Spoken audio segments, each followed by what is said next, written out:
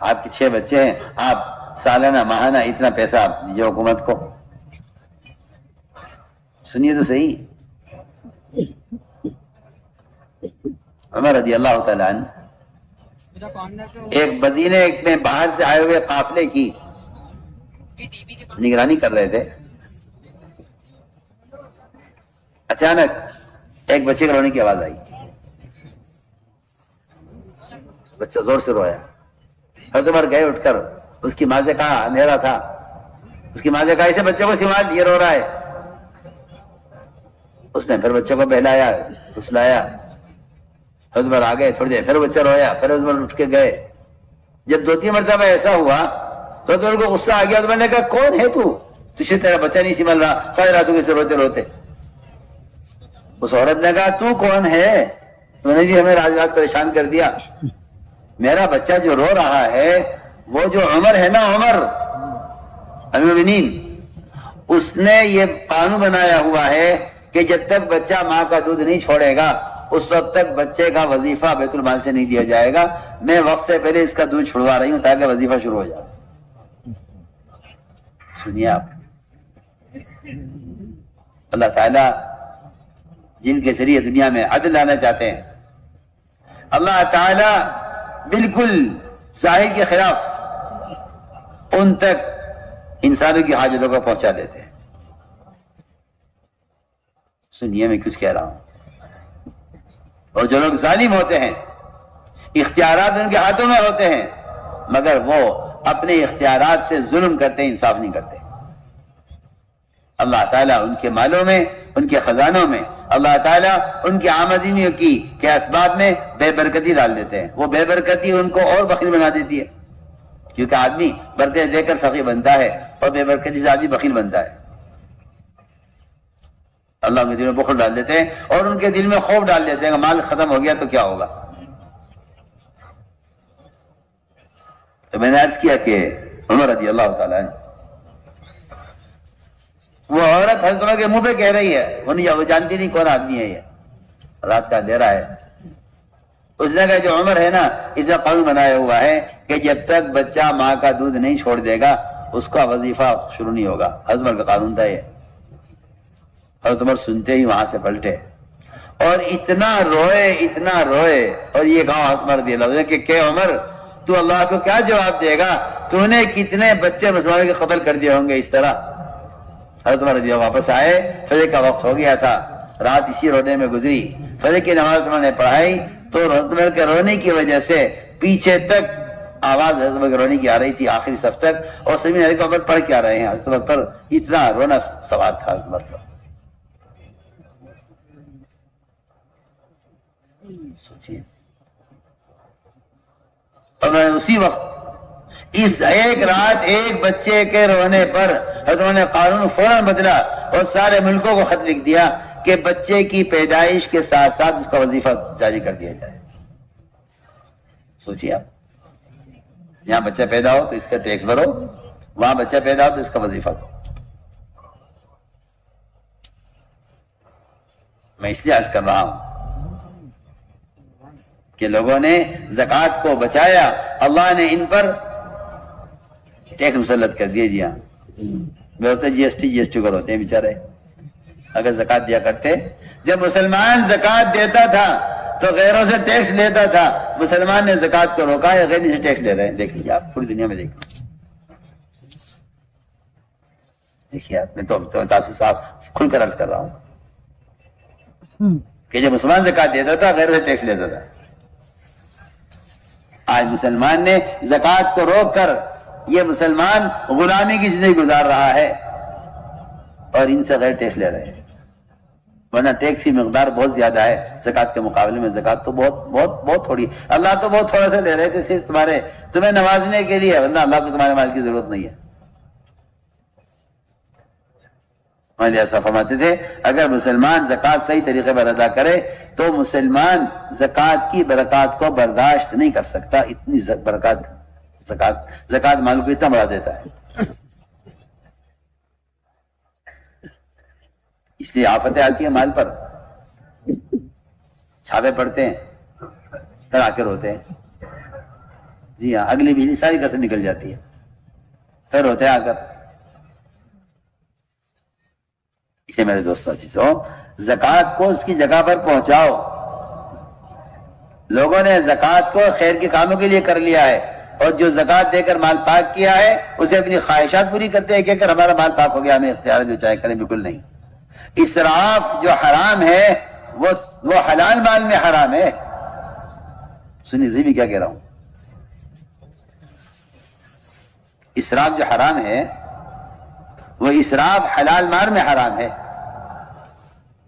جو مال حلال ہے آپ کے پاس، زکوٰۃ جس کی آپ نے دے دی ہے، جو مال مزکہ ہے، اس مال مزکہ میں اسراف حرام ہے.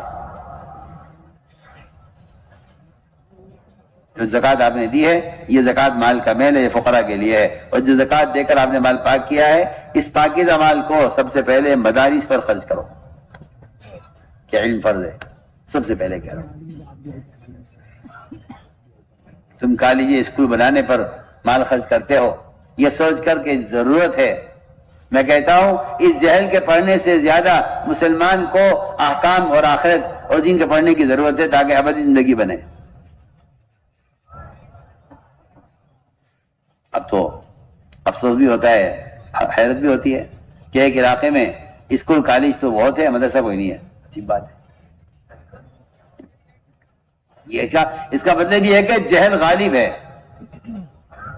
اور دنیاوی زندگی بس یہی زندگی بن گئی ہے غیر مسلم کی طرح، مسلمان کی بھی، کہ اسے مرنے کے بعد کے اب حالات کے مرنے کے بعد کی ابدی زندگی کا کوئی خیال نہیں ہے. تو میں نے عرض کیا کہ مال کا سب سے پہلا مصرف یہ ہے کہ جو مال زکوٰۃ دے کے پاک کیا ہے اس پاکیزہ مال کو پاکیزہ کاموں پر خرچ کرو. زکوٰۃ کا مال مال کا میل ہے فقراء کے لیے. پاکیزہ مال وہ پاک مال ہے، یہ مساجد کے لیے، مکاتب کے لیے، مدارس کے لیے اور سارے دن کے خدمات اور خیر کے کاموں کے لیے. اس لیے کفر کا مزاج لینے کا ہے. انکم ٹیکس لاؤ، سیل ٹیکس لاؤ، فلاں ٹیکس لاؤ، لوکل ٹیکس لاؤ، پتہ نہیں کتنے ہوں گے، میں تو نہیں جانتا. لیکن اسلام کے مزاج لینے کا ہے. زکوٰۃ دیجئے، صدقہ دیجئے، فطرہ دیجئے، ہدیہ دیجئے. اسلام کا مزاج لینے کا ہے، کفر کا مزاج لینے کا ہے. تو میں نے عرض کیا کہ انہوں نے ایک خصلت بیان کی کہ ہم اپنے مالوں کی زکوٰۃ دیتے ہیں. آپ نے فرمایا اور کیا خصلت ہے تمہارے اندر؟ کہ جی ہمارے اندر 5 خصلتیں زمانے جاہلیت سے ہیں. ہمارے اندر صبر ہے. اور میں کہتا ہوں صبر یہ اگر اس کو آدمی سمجھ لے کہ صبر کیا ہے، پہلے میں لکھا ہے صبر کے 3 مرحلے ہیں. صبر کے 3 مرحلے ہیں. پہلا مرحلہ صبر کا کہ آدمی اپنی نفس کو حرام سے روک لے. دوسرا مرحلہ صبر کا کہ اپنے نفس کو فرائض کے ادا کرنے پر مجبور کرے. اگر یہ 2 مرحلے پار ہو گئے تو تیسرے مرحلے میں یہ کفر کے مقابلے میں زمین اپنے دین پر جمع رہے گا. یہ تیسرا مرحلہ صبر کا ہے. آج کل مسلمان ان پہلے 2 مرحلوں سے بالکل غافل ہیں اور چاہتے ہیں کہ ہماری باطل مقابلے میں مدد نہیں ہو سکتی. جو اللہ کا حق مار کر اللہ سے لڑ رہا ہے وہ مخلوق سے لڑائی میں کامیاب کیسے ہو جائے گا؟ سیدھی بات ہے. تو میں نے عرض کیا کہ صبر اسے کہتے ہیں. صبر کہتے ہیں حالات کے مقابلے میں حکم پر جمنا. حالات کے مقابلے میں حکم پر جمنا. جب یہ آدمی ان چیزوں میں صبر کر لیتا ہے، جم جاتا ہے جو اس کے اختیار کی ہیں، تو اللہ تعالیٰ اس میں اس کے قدم جما دیتے ہیں جو اس کے اختیار سے باہر کی چیزیں. لیکن اگر مسلمان ان احکام کو ضائع کر رہا ہے جس پر ان کے اختیار ہے، تو اللہ تعالیٰ ایسے مسلمانوں کی ان کے دشمن کے خلاف مدد نہیں کریں گے جو ان کے اختیار سے باہر ہے. سیدھی بات ہے. تو کہا جی کہ ہمارے اندر صبر ہے اور ہمارے اندر شکر ہے. شکر کیا ہے؟ اے زبان سے کہہ دینا نعمت کے وعدہ تیرا شکر. میں کہتا ہوں کہ یہ شکر کا ادا کرنا نہیں ہے، یہ شکر کے الفاظ کا ادا کرنا ہے. الفاظ کے ادا کرنے سے کچھ نہیں ہوتا، کچھ نہیں ہوتا. الفاظ کے ادا کرنے سے آدمی شکر ادا نہیں کر رہا ہے بلکہ جھوٹ بول رہا ہے. اگر ایک آدمی اللہ تعالیٰ کے احکام توڑ رہا ہے اور زبان سے کہتا اللہ تیرا شکر ہے، اس سے شکر نہیں ادا ہوتا. جو کہ جب نعمتوں سے سارے بدن کے اعضاء فائدہ اٹھا رہے ہیں تو پھر شکر کا تقاضا ہے کہ سارے بدن کے اعضاء شکر ادا کریں. سوچیے نا میں کتنی آسان بات کہہ رہا ہوں. آپ نے کھانا کھایا، لقمہ لیا، اس سے آپ کے ہاتھ بھی چل رہے، پاؤں بھی چل رہے، دماغ بھی چل رہا، آنکھیں بھی چل رہی، سارے اعضاء آپ کے حرکت میں ہیں. اس کی وجہ سے جس لقمے سے پورا بدن فائدہ اٹھا رہا ہے اس لقمے کا شکریہ صرف زبان ادا کرے، یہ بڑی بے انصافی کی بات ہے. یہ کوئی انصاف نہیں ہے. اگر 4 وزراء اور 4 شعبے کے لوگ کسی مسلمان کا ایک کام کر دیں 4 مل کر، تو یہ ان 4 کا شکریہ ادا کرتا ہے جا کر کہ جی آپ کا بھی شکریہ، آپ نے بھی کیا، آپ نے بھی کیا، آپ نے بھی کیا، سب کا شکریہ ادا کرنا پڑتا ہے. میں حیران ہوں کہ اللہ کی نعمتوں سے فائدہ اٹھاتا ہے اور زبان سے شکریہ ادا کر دیتا ہے. زبان سے صرف پورے بدن کو عبادت میں تھکاؤ، یہ ہے شکر ادا کرنا. سنت یہی ہے. آپ سے جب کہا گیا کہ آپ کیوں اتنی نماز میں کوشش کر رہے اور اتنی بات میں کوشش کر رہے، آپ کا اللہ نے سارے گناہ معاف کر دیے. فرمایا افلا اکون عبدا شکورا، کیا میں اللہ کا شکر گزار بندہ نہ بنوں؟ میں نے عرض کیا کہ یہ شکر ہے. اور انہوں نے یہ کہا جی ایک سے اندر یہ ہے کہ اگر ہم جس چیز کو طے کر لیں تو ہم ان سے پیچھے نہیں ہٹتے، یہ ہمارے اندر استقامت ہے. اور ایک ہمارے اندر صفت یہ ہے کہ اگر ہمارے دشمنوں کی مصیبت آتی ہے ہم سے خوش نہیں ہوتے. واقعی اس زمانے میں مسلمان کی بد اخلاقی وہ یہاں تک پہنچ چکی ہے کہ یہ اپنے دشمن پر آنے والی تکلیف سے، آنے والی مصیبت سے خوش ہوتا ہے، جبکہ صحابہ کا مزاج یہ تھا کہ وہ اپنے دشمن کا ہی برا نہیں چاہتے تھے. آپ صلی اللہ علیہ وسلم پر اللہ نے یہ پیش کیا کہ محمد یہ آپ کو ستانے والے اور یہ آپ کو تکلیفیں دینے والے اور یہ آپ کو جھٹلانے والے اور یہ وہ لوگ ہیں جن کے دلوں پر میں نے مہر لگا دی ہے، یہ ایمان نہیں لائیں گے اور یہ آپ کے کام میں رکاوٹ بنے ہوئے ہیں. میں فرشتوں کو بھیج رہا ہوں اور یہ 2 فرشتے، یہ جبل احمر، ابو قبیس، دونوں بڑے پہاڑوں کے درمیان میں سارا مکہ آباد تھا، ان دونوں پہاڑوں کو آپس میں ملا دیں تاکہ یہ سب کچل کے ختم ہو جائے جو آپ کو ستا رہے ہیں اور جو آپ کی مخالفت کر رہے ہیں. اور یہ بھی نہیں ہے کہ یہ کل کو ایمان لے آئیں گے، ان میں کوئی ایمان لانے والا بھی نہیں ہے. سنیے آپ، اللہ نے یہ پیشکش نوح علیہ السلام پر کی تو نوح علیہ السلام نے بد دعا کر کے قوم تباہ ہو گئی، غرق ہو گئی. اور ادھر آپ صلی اللہ علیہ وسلم پر اللہ کہہ رہے ہیں کہ نبی جی ہم یہ دونوں پہاڑ ملا کے انہیں ختم کر دیں. فرمایا کہ نہیں، میں اگر یہ مجھے ستانے والے ہیں اور ایمان لانے والے نہیں ہیں، ان کے دلوں پر کفر کی مہر لگ چکی ہے، تب بھی میں نہیں چاہتا کہ انہیں ہلاک کیا جائے، انہیں باقی رکھا جائے. ان کی پشت سے جو اولادیں پیدا ہوں گی میں ان کو دعوت دوں گا وہ ہدایت پر آئی. داعی کا میدان ہے، محنت اتنا وسیع ہوتا ہے. یہاں تو لوگ زندوں کو دعوت نہیں دیتے، وہاں آپ جو نسل ابھی دنیا میں آئی نہیں ہے ان کو دعوت دینے کے لیے ستانے والوں کو باقی رکھنا چاہتے ہیں. آپ اندازہ کیجئے نبی کا میدان دعوت کتنا وسیع ہوتا ہے. جی ہمارے اندر ایک صفت یہ ہے کہ ہم اپنے دشمن میں ہماری مصیبت سے خوش نہیں ہوتے، یہ ہمارے اخلاق ہیں. اور ایک صفت یہ ہمارے اندر ہے کہ اللہ کا جو فیصلہ ہوتا ہے مجھ سے راضی رہتے ہیں، جو بھی اللہ کا فیصلہ ہو. اللہ تعالیٰ اپنے بندوں کے لیے جو ناگوار فیصلے کرتے ہیں وہ اس لیے کرتے ہیں اگر میرا بندہ میرے اس ناگوار فیصلے سے راضی ہو جائے تو میں اس کے رضا لکھ دوں ہمیشہ کے لیے، اور اگر یہ میرے فیصلے سے ناراض ہو جائے تو میں اس کی ناراضگی لکھ دیتا ہوں. اس لیے چاہیے بندے کو کہ وہ برے حالات میں اللہ سے اتنا ہی راضی رہے جتنا اچھے حالات میں راضی رہتا ہے. عرض کیا کہ رسول اللہ ایک صفت ہمارے اندر یہ ہے کہ ہم اللہ کے ہر فیصلے پر راضی رہتے ہیں. آپ نے فرمایا ان کی خصلتیں سن کر فرمایا فقہاء ہیں یہ، جبکہ پہلی ملاقات ہوئی آپ کے مدرسے پڑھا نہیں انہوں نے. آپ نے ان کو فقاہت کی سند پہلی ملاقات میں دے دی ہے، کیونکہ جماعتیں جو نکل کر آتی تھی پرانوں کے ساتھ ان پر محنت نہیں ہوا کرتی تھی راستے میں اور خروج میں. تو آپ سے صاف بحث کرتا ہوں کہ تعلیم کا تصور اس زمانے کے لوگوں میں صرف مدرسے کی حد تک ہو کر رہ گیا ہے. یہ یہ امت کے جہل کا یہ علاج نہیں ہے، بلکہ نقل و حرکت کے ذریعے اور علماء کے خروج اور ان کے نقل و حرکت کے ذریعے امت کے عوام تک علم پہنچے۔ یہ بھی ہو سکتا ہے جب علماء علم کو لے کر حرکت میں آئے۔ میں نہیں کہتا کہ یہ اپنی تدریسی جو ہے خدمات کو چھوڑ دیں، کہ نہیں، بے شمار علماء ہیں جنہیں اللہ نے علم دیا مگر پڑھاتے نہیں ہے، کیونکہ پڑھانے کا تصور صرف مدرسے کی حد تک ہے، میرا مزاج پڑھانے کا نہیں ہے لہٰذا میں نہیں پڑھا رہا ہوں۔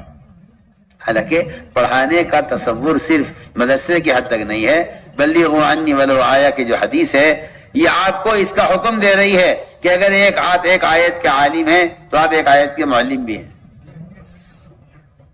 اگر آپ ایک آیت کے عالم ہیں تو آپ ایک آیت کے معلم بھی ہیں۔ بلغوا عنی ولو آیا کا تقاضا ہی ہے۔ تو میں نے عرض کیا کہ علم نقل و حرکت کے ساتھ اس درجے تک پہنچا ہوا تھا کہ جو جماعت وصول کر کے لائی گئی ہے، آپ صلی اللہ علیہ وسلم نے ان کو اپنے مدرسے میں داخل نہیں کیا ابھی، آپ نے ان سے پہلی ملاقات میں کہہ دیا کہ یہ فقہا ہیں۔ لو جی، یہاں تو فقاہت کی سند ملتی ہے 8 سال پڑھنے کے بعد، اور یہاں فقاہت کی جو سند مل رہی ہے ان کو وہ پہلی ملاقات میں مل رہی ہے۔ پہلی ملاقات میں آپ کہ پہلی ملاقات سوچیے آپ۔ اور فرمایا کہ یہ ادبا ہیں، ان کا جو حلیہ اور ان کا جو ان کے اندر جو تہذیب سنت والی ہے، جو ان کی تربیت کی گئی ہے، یہ بتا رہا ہے کہ یہ سب باادب لوگ ہیں۔ اور فرمایا کہ یہ قریب تھے کہ سب کے سب نبی ہو جاتے۔ دیکھیے آپ ان صفات کتنی جو ہے میں کہتا ہوں کہ کتنی محدود اور کتنی بنیادی صفات ہیں۔ ایمان، نماز، زکوٰۃ، روزہ، حج، یہ فرائض۔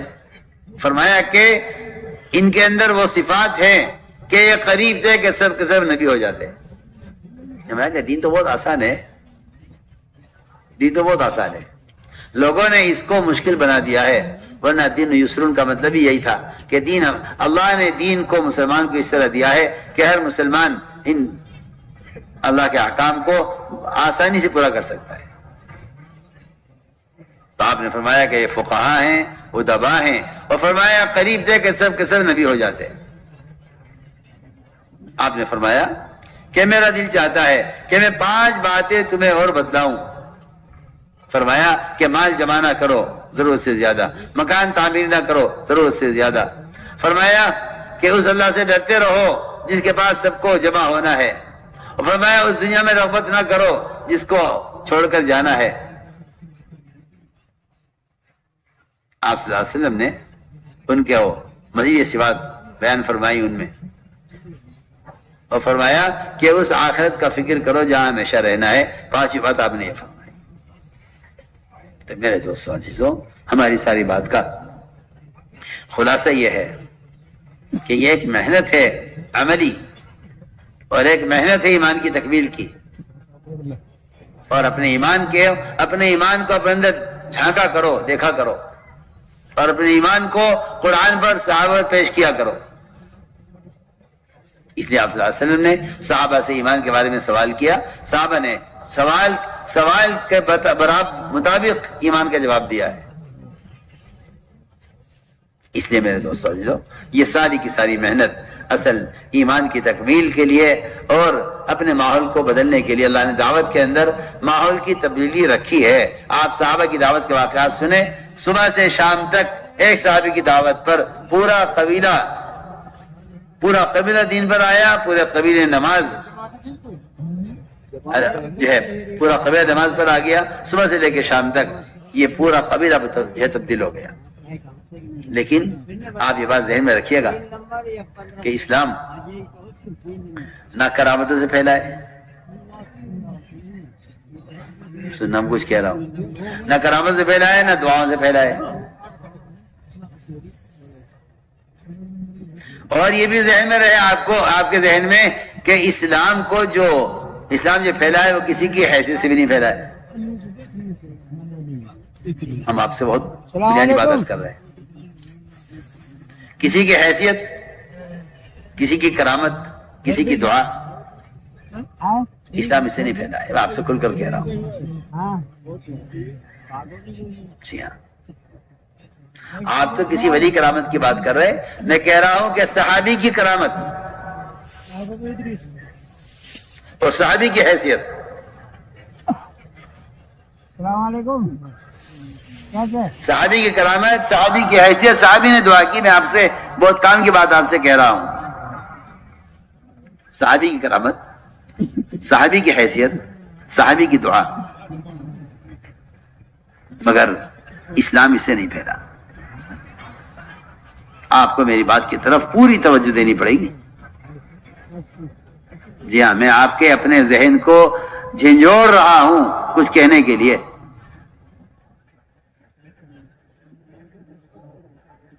میری آپ کی کرامتیں، میری آپ کی دعائیں وہ کیا کر لیں گی؟ میری آپ کی حیثیت کس اسلام پھیل جائے گا؟ میری آپ کی حیثیت سے، یا میری آپ کی کرامت سے، یا میری آپ کی دعاؤں سے. جب میں کہہ رہا ہوں کہ صحابی کی دعا، صحابی کی حیثیت، صحابی کی کرامت، میری بات ذہن میں رکھنا. میں آپ کو قصہ سناتا ہوں، واقعہ، اس سے میری بات آپ کے سمجھ میں آ جائے گی. میں تینوں باتیں عرض کروں گا: دعا، کرامت، حیثیت. مگر تینوں چیزیں ناکام ہو گئیں ایک قبیلے کو اسلام پر لانے میں. میں آپ سے بہت کام کی بات کہہ رہا ہوں، توجہ دینا میری بات کی طرف. ایک صحابی تھے طفیل ابن عامر دوسی رضی اللہ تعالیٰ عنہ. وہ آئے مکہ مکرمہ تو قریش لے کے بیٹھے انہیں کہ دیکھو اے طفیل، تم ہمارے علاقے میں آئے ہو، یہ جو ہے نا محمد صلی اللہ علیہ وسلم، دیکھو ان سے بات نہ کرنا، ان کی بات نہ سننا. جو ان کی بات سنتا ہے ان کا ہو جاتا ہے. ان کی بات ایسی سحر ہے، یہ سحر کہہ رہا ہے، مشرک آپ کی بات کو سحر کہہ رہا ہے کہ ان کی بات میں خدا جانے کیا سحر ہے کہ یہ آنے والے کو اپنا بنا لیتے ہیں. ان سے بات نہ کر، ان کی بات نہ سن. تو پھر کہتے ہیں میں نے اپنے کانوں کو روئی سے بند کیا کہ ان کی بات سننی نہیں ہے. کان بند کر کے میں چلا مسجد حرام کی طرف، اور جیسے ہی میں نے مسجد میں قدم رکھا، باہر میرا حال یہ تھا کہ میں آپ کی بات سننا نہیں چاہتا تھا. نفرت بھی تھی، خوف بھی تھا. روایت جس طرح میں عرض کر رہا ہوں. جیسے میں نے مسجد میں قدم رکھا، میرے دل اندر سے کہا طفیل ان کی بات سننی چاہیے. یہ کیا کہتے ہیں؟ سنیے نا آپ. ہم جو آپ پر اصرار کرتے ہیں بار بار کہ مسجد کے وہاں میں لا کر بات کرو، اور آپ کہتے ہیں کیا ضروری ہے یہ کرنا، کیا ضروری ہے یہ کرنا. وہ تو مسجد میں ہی اللہ نے یہ تاثیر رکھی ہے کہ دل جو متوجہ ہوگا، جو پلٹے گا، وہ صرف مسجد کے ہی ماحول سے پلٹے گا. اس کے علاوہ کوئی جگہ نہیں ہے. آپ اپنے ہانکتے رہیے، آپ اپنے تجربات بیان کرتے رہیے. میں تو جو حدیث ہے، جو سیرت ہے، جو آپ صلی اللہ علیہ وسلم کا طریقہ ہے تربیت ہے، مجھے تو عرض کرنا ہے.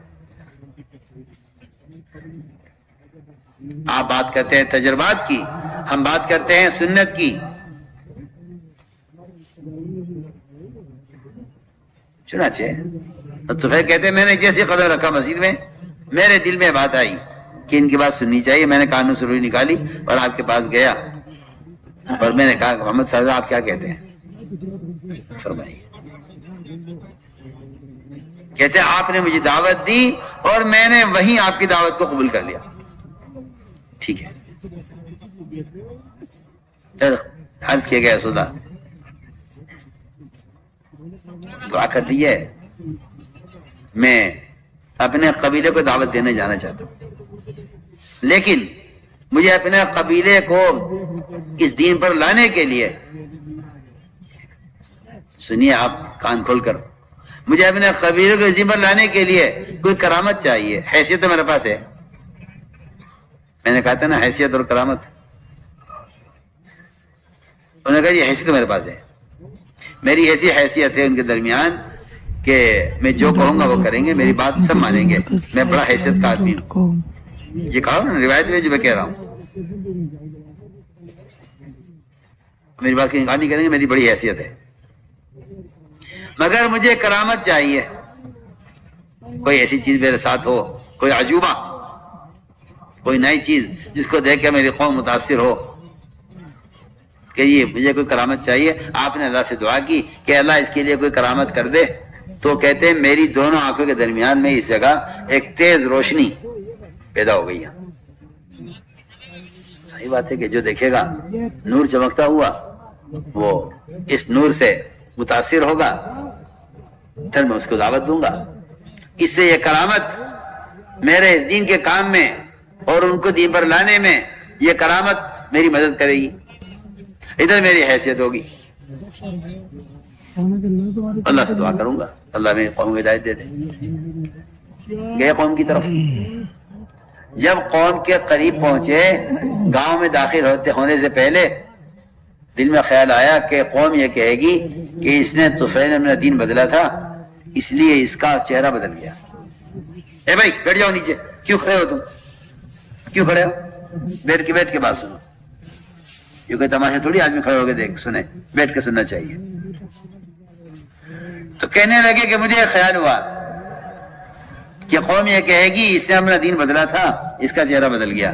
اے اللہ ہٹا اسے یہاں سے، اے اللہ اس کو ہٹا دے یہاں سے جلدی. جی ہاں، کہانی جو کرامت نبی سے مانگ کر لی ہے اس کو اللہ سے دعا کر کے ہٹا رہے ہیں. چنانچہ وہ روشنی ہٹی ان کے چہرے سے، ان کے گھوڑا تھا ان کے ہاتھ میں، اس پہ آ گئی. چلیے جی یہ تو چہرہ صاف ہو گیا، جو کرامت لی تھی وہ تو ختم ہو گئی. آگے بڑھے. حیثیت کہ میری بات لوگ مانیں گے. قوم سے کہا کہ اس دین پر آ جاؤ، پوری قوم نے انکار کر دیا کہ ہم آپ کی بات نہیں مانیں گے.